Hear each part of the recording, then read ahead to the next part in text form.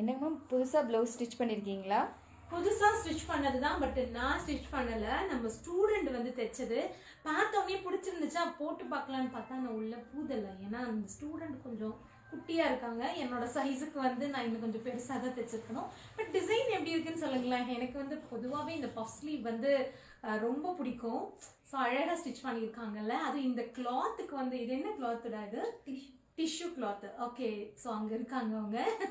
Tissue cloth அதில் வந்து stitch பண்ணதுனால பஃப் கூட இன்னும் நல்லா பெருசாக அழகாக தெரியுது.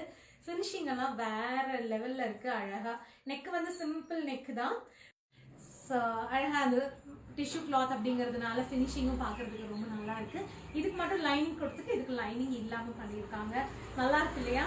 இது ஆக்சுவலி வந்து பேக் ஓப்பன் தான்.